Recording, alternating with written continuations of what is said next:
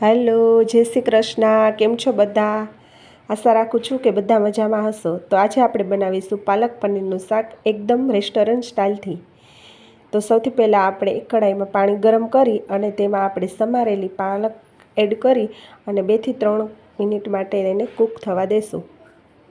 આ રીતે 2 થી 3 મિનિટ કૂક થઈ જાય એટલે તેને આપણે ગરમ પાણીમાંથી કાઢી અને ડાયરેક્ટ આપણે છે ને તેને ઠંડા પાણીમાં એડ કરી દેશું, જેથી પાલકનો કલર ગ્રીન કલર એકદમ જળવાઈ રહે અને આપણી પ્યુરી એકદમ ગ્રીન કલરની બને. હવે આપણે પહેલાં મિક્સર જારમાં તેને છે ને બધી પાલક નાખી અને એની પ્યુરી તૈયાર કરી લેશું. આ રીતના તમે જોઈ શકો છો કે આપણે આ રીતની પ્યુરી તૈયાર થઈ ગઈ છે, એકદમ ગ્રીન કલર છે એનો. હવે આપણે બીજી એક કઢાઈમાં થોડુંક તેલ નાખી અને આપણે પનીરના ટુકડા સાતળી લેશું. થોડાક આ રીતના 2 થી 3 મિનિટ સાતળી અને પનીરના ટુકડા આપણે એક પ્લેટમાં કાઢી લેશું. હવે એક કઢાઈમાં પાછું થોડુંક તેલ નાખી અને તેલ ગરમ થાય એટલે થોડુંક જીરું, હિંગ અને 2 તજના ટુકડા, 2 એલચી, 3-4 લવિંગ નાખી અને એનો વઘાર કરી લેશું. હવે આપણે તેમાં સમારેલી ડુંગળી, થોડાક સમારેલા ટમેટાં અને થોડાક કાજુ એડ કરી અને આપણે ગ્રેવી માટેની પેસ્ટ તૈયાર કરી લેશું. અને આ બધું થોડુંક સાતળવા દેશું, જેથી કરી અને જે એનું ડુંગળી અને ટમેટાનું જે આપણે કાચો સ્વાદ ન આવે ને એના માટે થઈને આ રીતનું આપણે બધું સાતળી લેશું. અને હવે મિક્સર જારમાં નાખી બધું અને મસ્ત પેસ્ટ તૈયાર કરી લેશું. આ રીતની આપણી પેસ્ટ તૈયાર થઈ જશે. તમે જોઈ શકો છો કે આપણી મસ્ત પેસ્ટ તૈયાર થઈ ગઈ છે.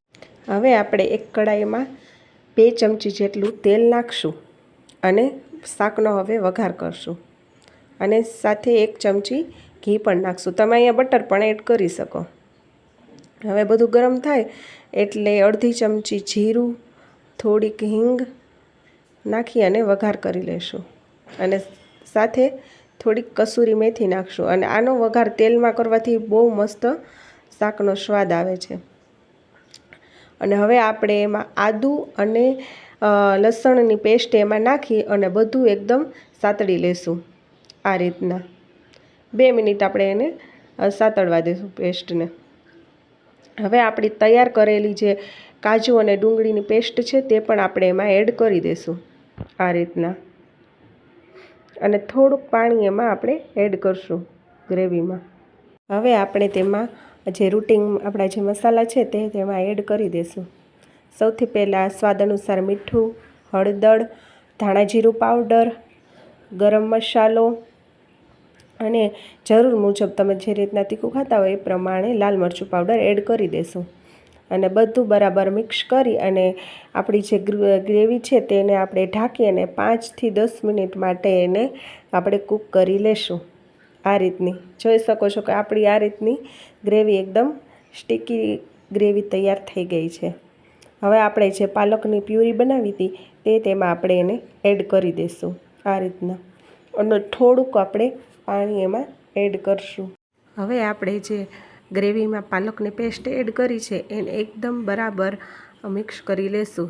આ રીતના બધું એકદમ બરાબર મિક્સ થઈ જાય એટલે આપણે એને ઢાંકી અને 5 થી 10 મિનિટ માટે પાછી એકદમ ગ્રેવીને કૂક થવા દેશું. આ રીતના જો આપણી ગ્રેવી પાછી 5 થી 10 મિનિટ કૂક થઈ જાય પછી અહીંયા આપણે ફ્રેશ ક્રીમ એડ કરવાની છે. તમારે જો ન કરવી હોય તો તમે સ્કીપ પણ કરી શકો. અને ફરી પાછું આ ગ્રેવીને ઢાંકીને હવે માત્ર 5 મિનિટ માટે એને કૂક કરવાની છે. તમે જોઈ શકો છો કે પાછી આપણી ગ્રેવી એકદમ મસ્ત ક્રીમી તૈયાર થઈ ગઈ છે. હવે આપણે છેલ્લે અહીં ઘી 1 ચમચી એડ કરશું અને તમારે જો બટર એડ કરવું હોય તો તમે એ પણ કરી શકો છો. આવી રીતના આપણી એકદમ મસ્ત ગ્રેવી તૈયાર થઈ ગઈ છે. તમે જોઈ શકો છો.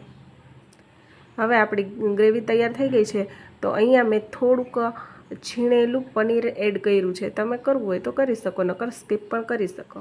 હવે આપણે જે સાતળેલા પનીરના ટુકડા છે તે પણ એડ કરી દઈશું. હવે બધું બરાબર મિક્સ કરી અને ઢાંકી અને ખાલી હવે આપણે 1 મિનિટ માટે પાછું એને કૂક કરી લેશું.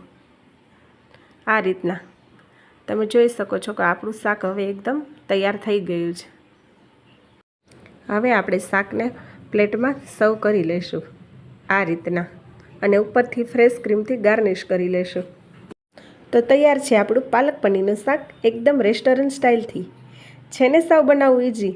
તો તમે પણ આ રીતે એકવાર જરૂરથી ટ્રાય કરજો. અને હા, જો તમને મારા રેસિપીના વિડીયો ગમતા હોય તો વિડીયોને એક લાઇક અને ચેનલને સબસ્ક્રાઈબ જરૂરથી કરજો.